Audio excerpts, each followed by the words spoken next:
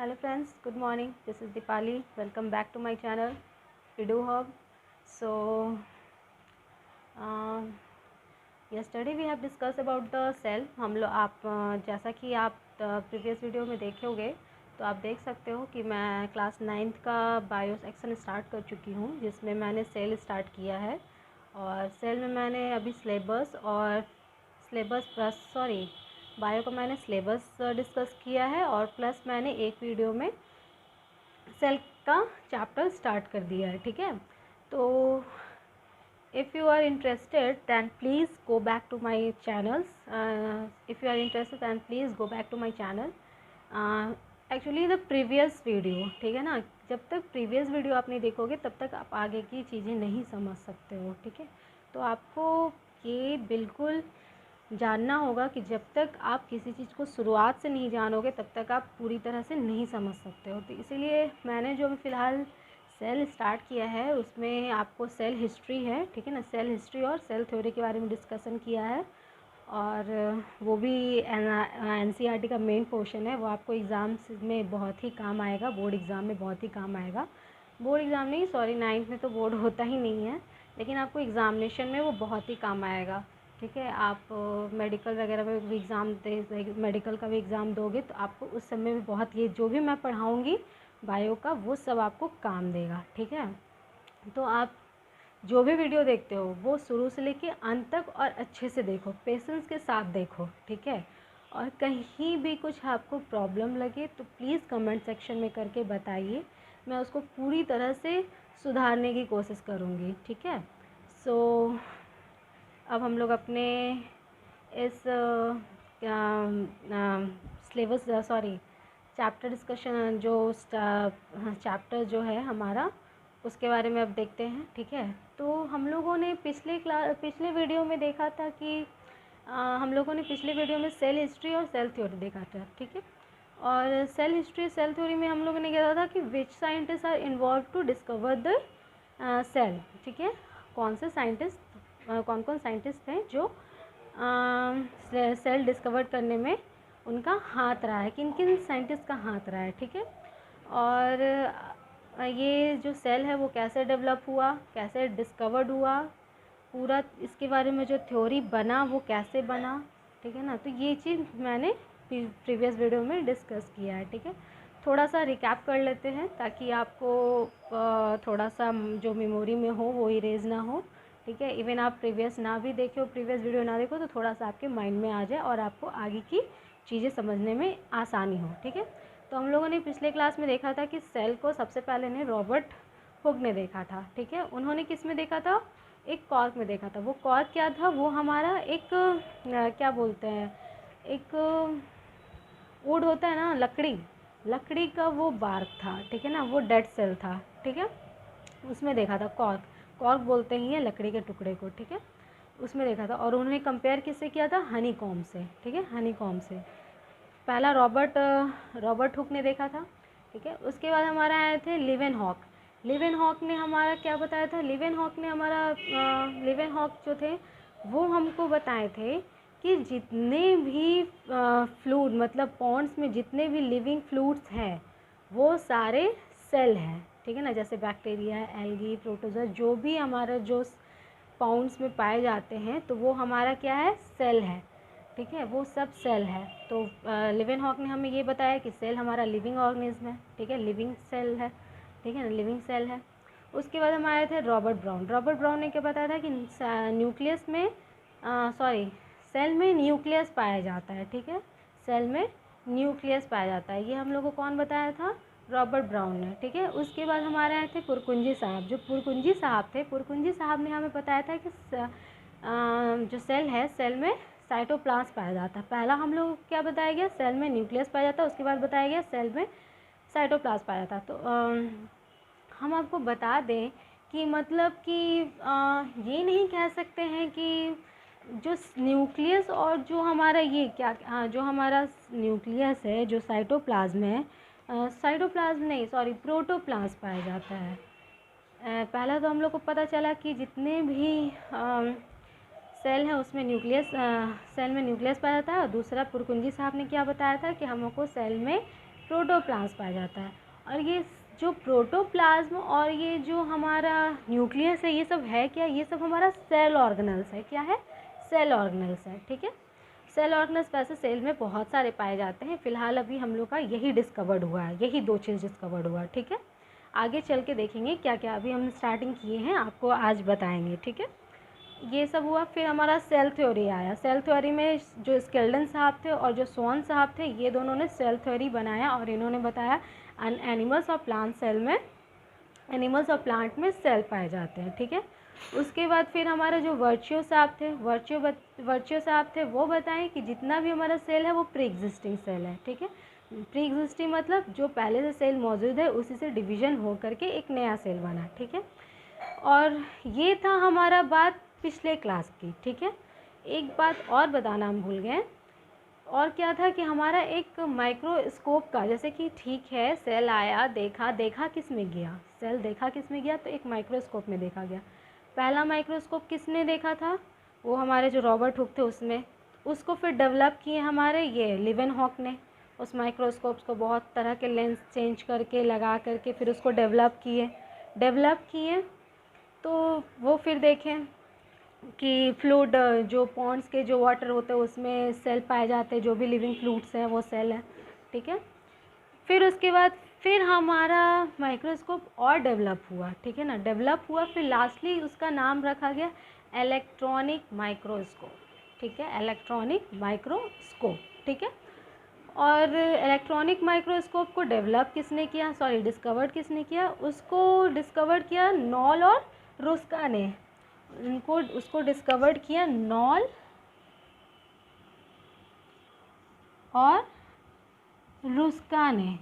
ये दोनों मिल करके इलेक्ट्रॉनिक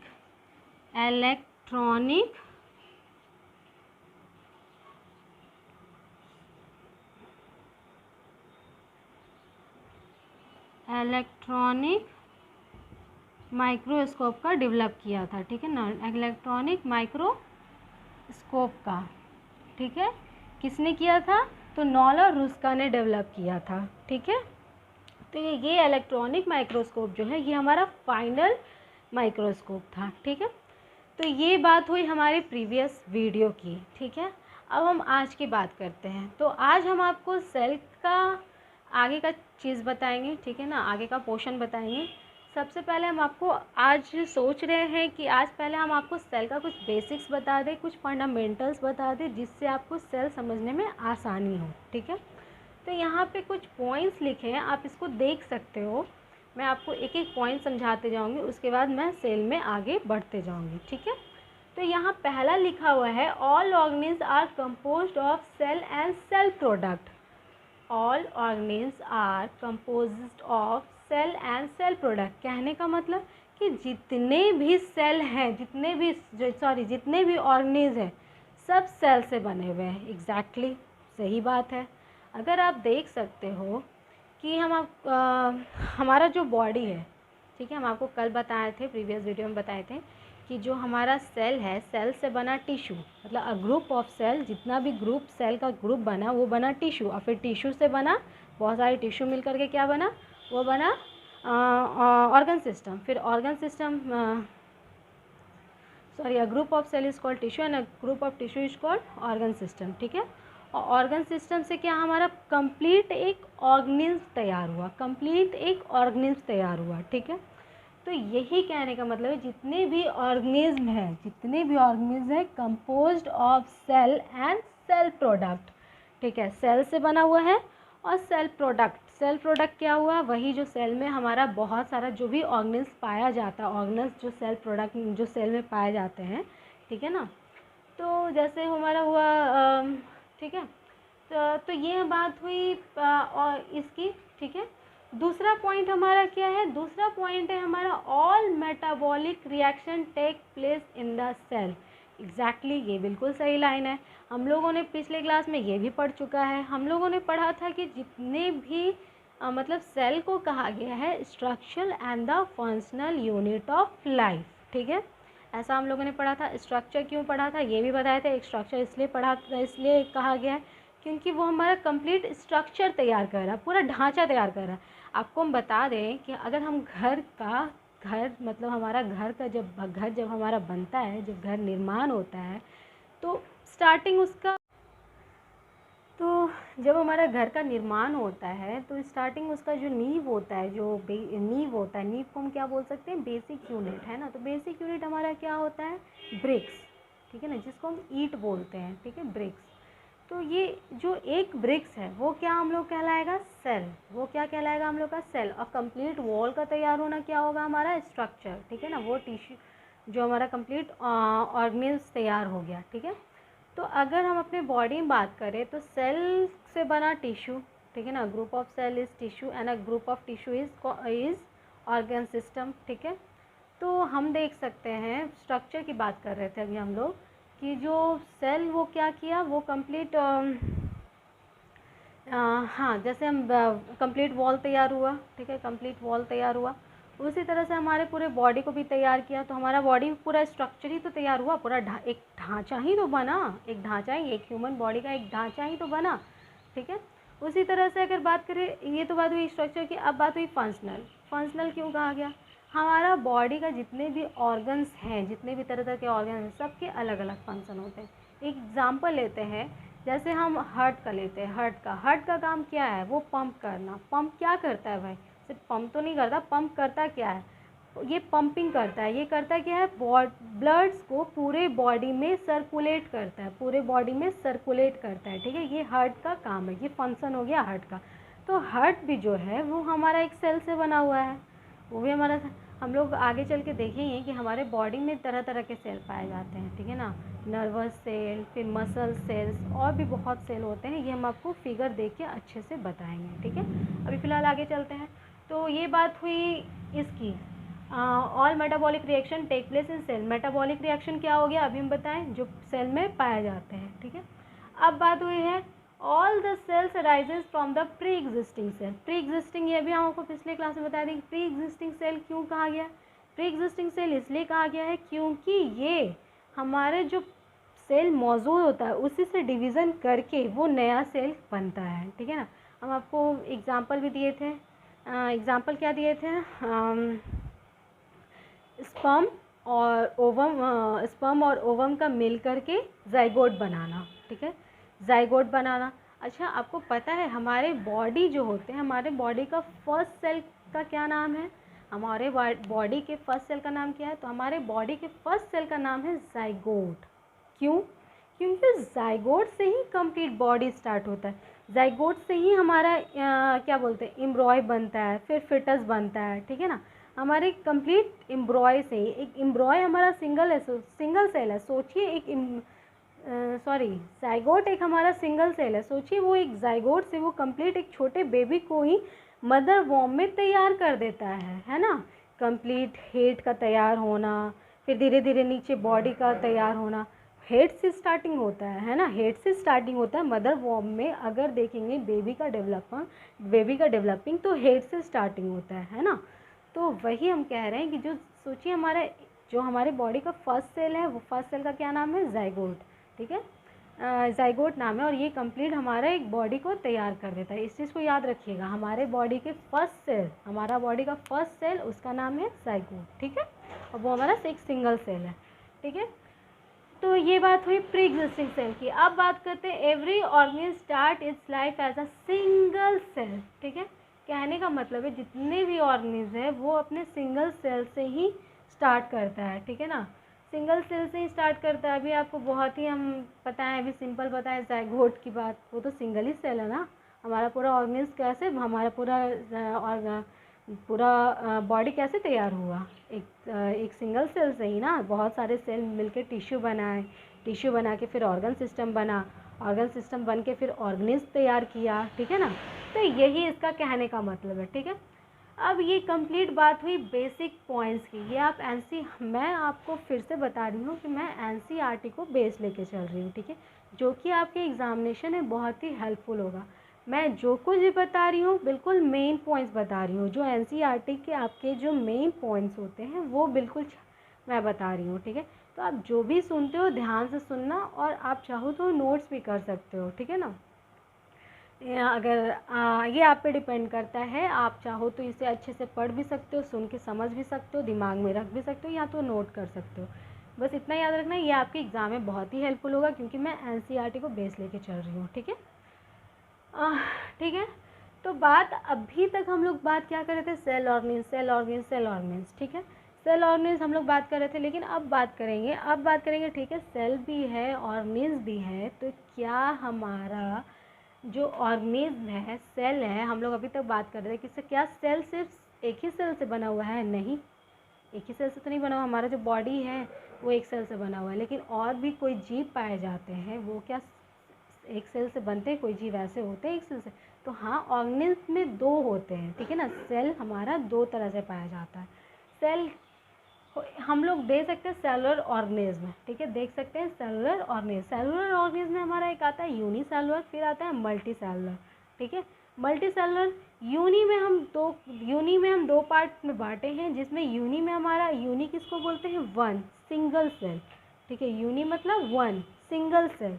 ठीक है, और multi cellular means multi means more than one. ठीक है, मतलब एक से ज़्यादा सेल से बना हुआ। तो यूनिसेलुलर ऑर्गेनिज्म में हमारा क्या आ सकता है? हमारा यूनिसेलुलर में आ सकता है, बहुत ही कॉमन नेम है एमीबा, वो बिल्कुल सिंगल सेल से बना हुआ है, उसमें एक सेल से ज़्यादा सेल नहीं पाए जाते हैं। ठीक है, सेल, फिर एमीबा हो गया, फिर क्लेमाइडोमोनास हो गया, फिर आपका पैरामीशियम हो गया, फिर बैक्टीरिया हो गया। ये सब हमारा क्या है? ये सब हमारा यूनिसेलुलर है, ये सब हमारा यूनिसेलुलर है, एक सेल से बना हुआ है। बैक्टीरिया से मुझे याद आया कि हम लोग हमेशा सोचते हैं कि क्या जो इंसान है, ह्यूमन बींग्स है, वो बस इसी तरह से कहते हैं ना, इसी तरह से बस ब्रह्मांड में डेवलप कर गए, मतलब इसी तरह से उत्पन्न हो गए? नहीं। तो बैक्टीरिया जो है, बैक्टीरिया खुद को इतना डिवाइड किया कि वो धीरे धीरे मंकी में भी डेवलप, मतलब बहुत सारे जीव में डेवलप हुआ। ठीक है ना, बैक्टीरिया बहुत सारे जीव में डेवलप हुआ। ठीक है, ऐसे तो बोलते कि इंसान का जो जाति होता है वो मंकी होता है या चिंपैंजी होता है, उनसे बना हुआ है। ठीक है ना, उनसे ह्यूमन बीइंग का कम्प्लीटली स्ट्रक्चर तैयार है। ठीक है, ये भी सच बात है। लेकिन बैक्टीरिया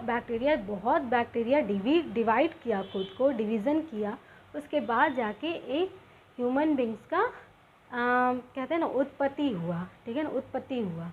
ठीक है, तो ये बात हुई यूनिसेलुलर की। अब बात करते हैं मल्टी सेलुलर में हम लोग तो देख ही रहे हैं, तब से बात कर रहे हैं कि हम लोग एक सेल से, बहुत सारे सेल से बने हुए हैं, एक सेल से ही बहुत सारे मिल करके बने हुए हैं।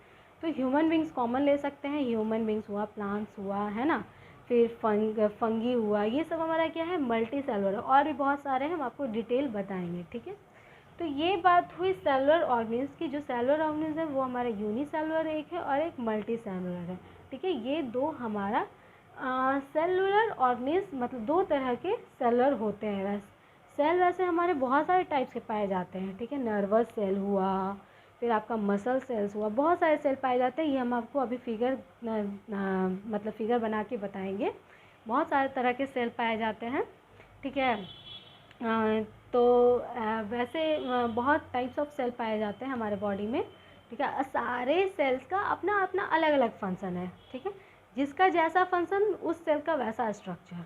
ठीक है, मतलब ये हम लोग बात किए बेसिक्स और कुछ फंडामेंटल्स ऑफ सेल्स की। ठीक है ना, तो ताकि आपको आगे जो हम सेल पढ़ाएंगे वो आपको समझने में ईजी हो सके।